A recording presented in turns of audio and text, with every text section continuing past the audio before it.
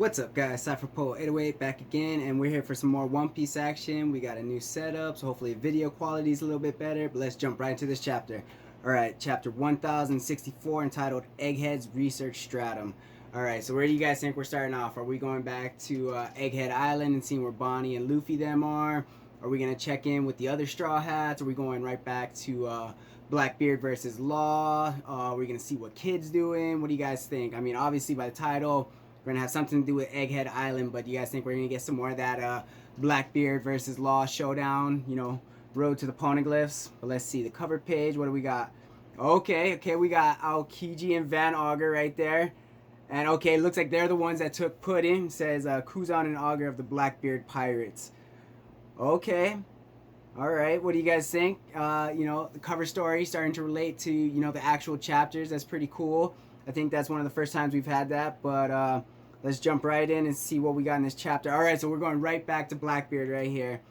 Alright, so we see he looks like he's attacking right now, and he's laughing, and he's over there, you know, about to use Whitebeard's attack, and he's like, there's no escape, so don't bother running. And then it says, a battle that shakes the world. Alright, so definitely alluding to Blackbeard's power that he got from Whitebeard. And then what do we got? Okay, so the next panel we see Law down there. He's like, Hakugan. Okay, so he's telling him take care of the ship, maybe to get it out of harm's way right there, especially if Blackbeard's going to be using his Quake fruit. You know, the seas are going to be going crazy. His ship's already looks like it took a lot of damage in the last chapter. And then, okay, looks like we got Sachi and Penguin down here. What are they about to do? Alright, getting this. Okay, so, yep, they're going to go support, go in the sea and provide cover. And then we see Blackbeard, you know, he's still riding on top of Doc Q, so he's still mobile right now. And then we see, okay, we see Law, and he's going in, he's room. Alright, now we see, oh, okay, he just cut the horse in half right there. Okay, and then he's like, no one told me his power could do that. Is he using an awaken technique? Alright, so Blackbeard looking on, he's like, ooh, he's getting real excited now, trying to get Law's devil fruit and the poneglyphs. Like, he's like, ooh, I didn't know his devil fruit could do that. And then what do we got right there? And then, okay, you see this huge room and says Quake Crash. And we see the seas and everything. And then we just see this, you know, his crack from Blackbeard's devil fruit. And then we just see him laughing right there. And then they're like, so this is the power of a Quake, man. The shock waves are too intense. And we see all of Law's crew just kind of like, you know, falling underneath the weight, or, you know, the pressure from the quakes. And then what do we got right here? Oh, don't die me now, Stronger. Okay, so this is Doc Q, and he's telling Stronger to stay alive. You've always been such a good boy. Eat this. All right. And then, you know, we see him giving him apples again. If you guys remember back in Jaya, we saw Doc Q, and he had those apples and everything. And then it says, they're apple bombs. Take cover. All right, and we see everyone running away from Law's crew right there. And then what do we got? Okay, we see, I forget which one this is, Sachi or Penguin, but it looks like he's in the water, and he's gulping right there.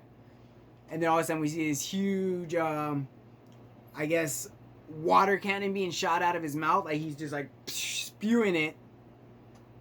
And then all of a sudden you just see the apple explosion with where the water hit right there. And then we see Doc Q's like, huh? Wait, what?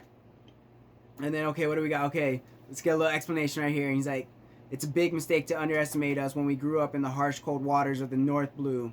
You ain't got a chance against us in a sea battle.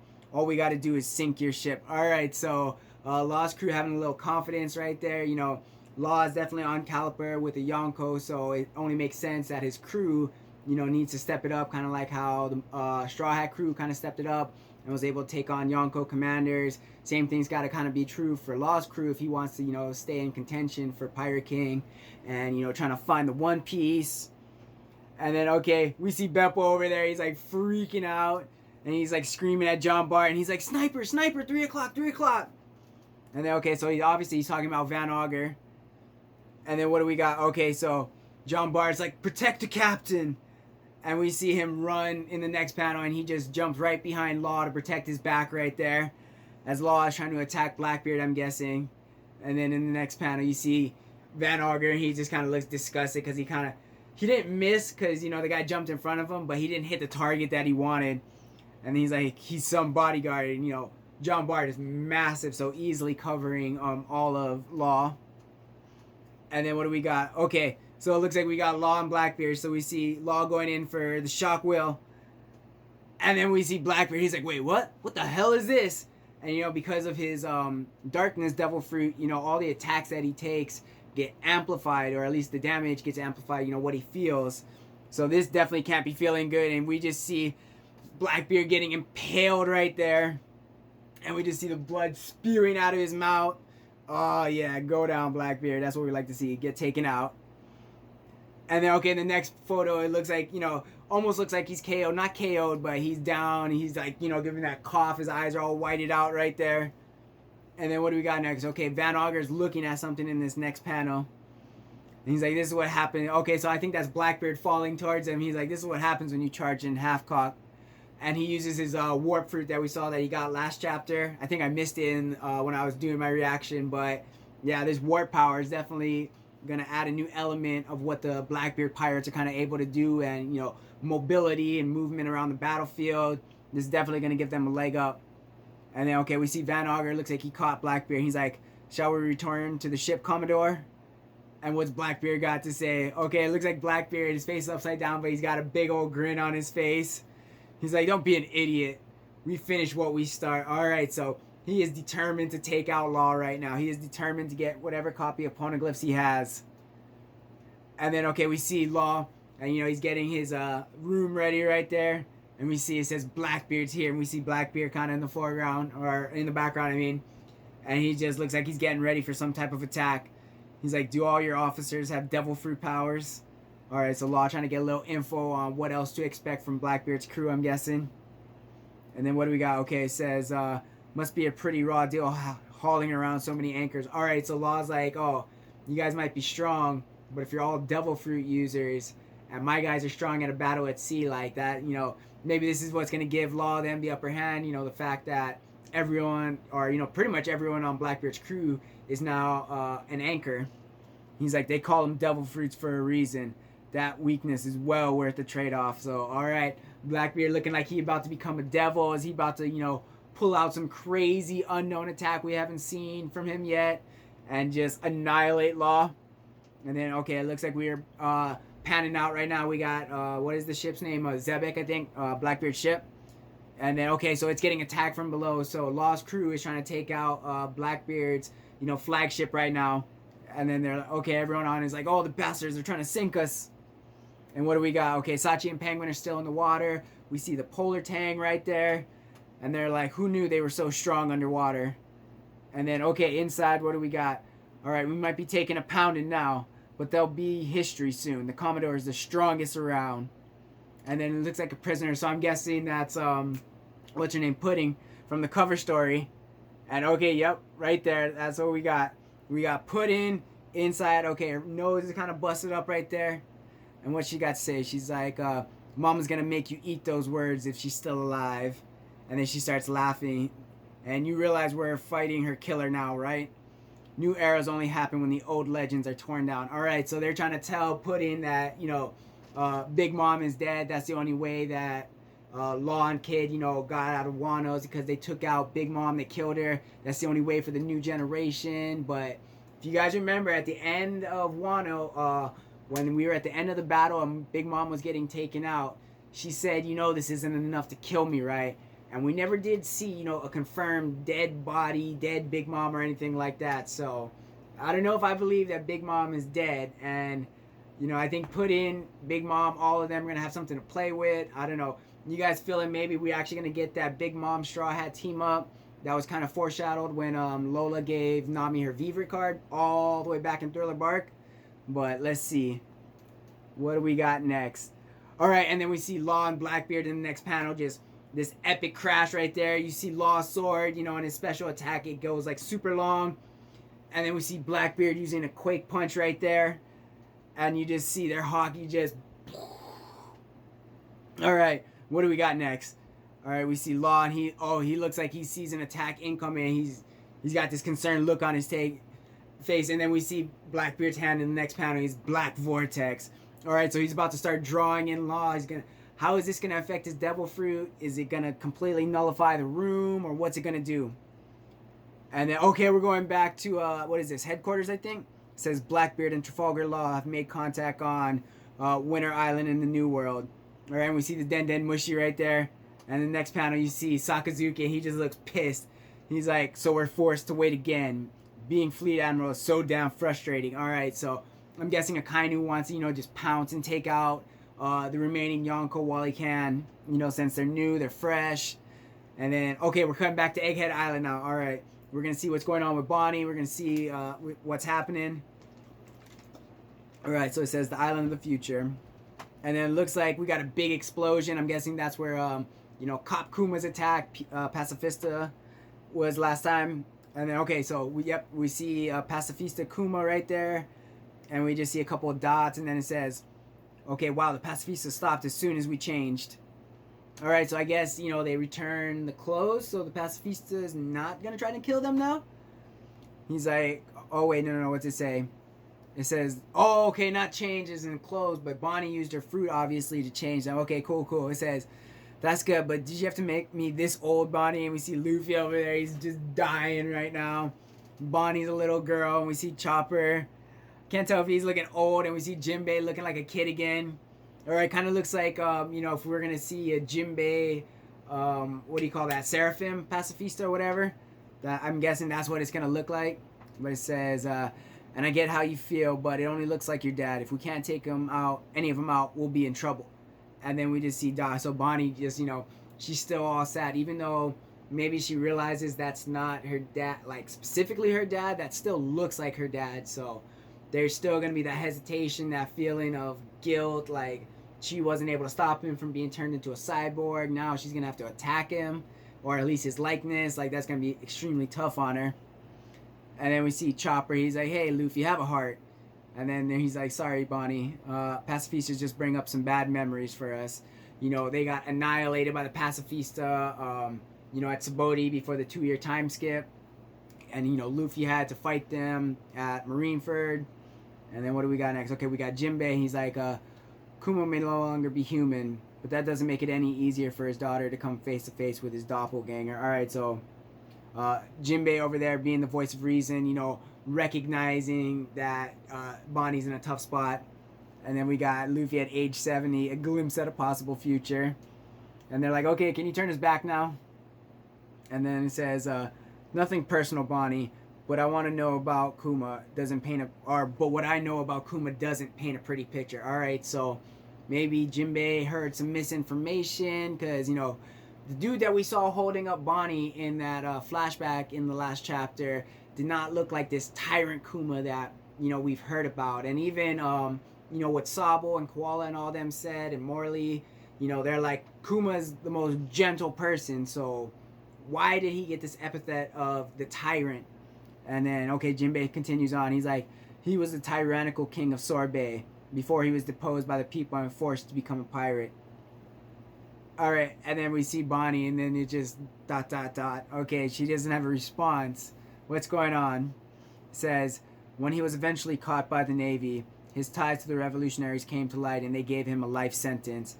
All right, so we're finding out kind of how he got sucked into becoming a Shishibukai, and I guess getting roped into, becoming the human weapon, the Pacifista. And then it says, Vegapunk took an interest in him due to his physical prowess.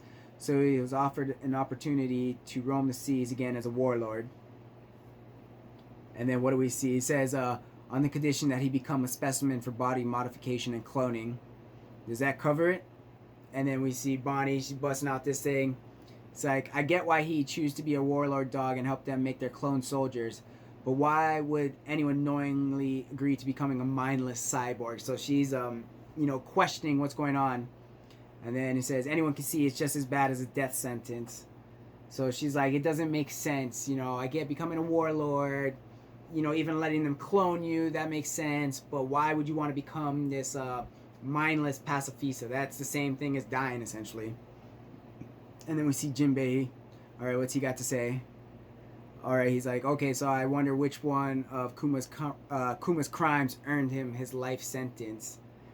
And then, all right, Bonnie is pissed in the next one. She's like, he wasn't a stinking tyrant. And we just see her smash down right there. And it says, and he hated the government. He'd never submit to them.